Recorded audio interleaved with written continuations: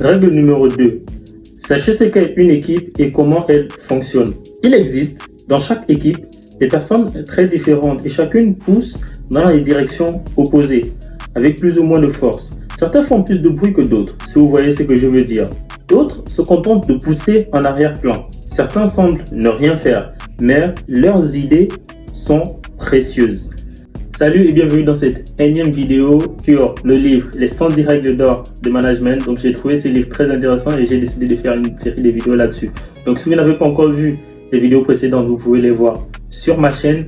Vous pouvez vous abonner pour ne pas manquer la suite des autres règles de ce livre. Parce que franchement, ce livre m'a fait énormément du bien quand je l'ai lu. Et je pense que si je l'avais à une certaine époque où j'occupais des postes managériels assez stratégiques, où je gérais une équipe ou plusieurs équipes, je n'aurais pas commis certaines erreurs. Si vous voulez acheter le livre et soutenir mon travail, vous pouvez trouver mon lien d'affiliation Amazon soit sur la description de cette vidéo, soit sur mon compte Instagram. Donc, pour revenir à la règle du jour. La règle du jour nous parle de connaître la dynamique dans une équipe. En fait, vous pouvez arriver dans une entreprise et vous vous rendez que l'équipe fonctionne très bien, l'équipe est très soudée.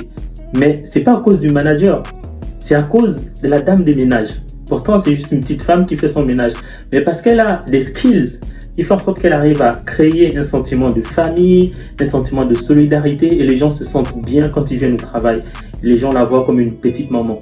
Donc, dans chaque équipe, il y a des gens qui jouent des rôles bien précis. Chacun, d'ailleurs, dans une équipe joue un rôle bien précis ou plusieurs rôles à la fois. Donc, vous, en tant que manager, vous devez connaître les rôles de tout un chacun et le rôle que vous-même vous jouez aussi dans cette équipe. Alors, dans ce livre de Richard Templer, il décrit 9 rôles que chacun peut jouer dans une organisation, ou alors vous pouvez jouer plusieurs rôles à la fois.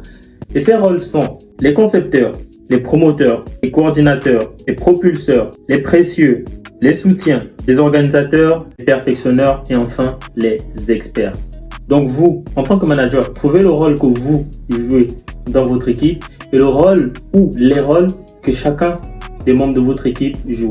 Comme ça, vous pourrez comprendre la dynamique de votre équipe et mieux les diriger, mieux les manager. Par contre, en lisant ce passage, je me suis rendu compte que dans les équipes, j'ai souvent été le concepteur, celui qui apportait des idées et tout, et celui qui rassemblait un peu les gens, celui qui dirigeait un peu les choses à faire. Bon, ça dépend aussi des équipes avec lesquelles j'ai travaillé, ça dépend aussi des besoins de la team.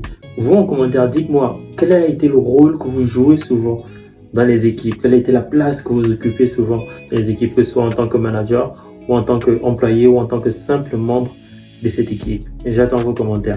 C'était une énième vidéo sur le livre 110 règles d'or du management écrit par Richard Templer. Abonne-toi pour regarder la suite.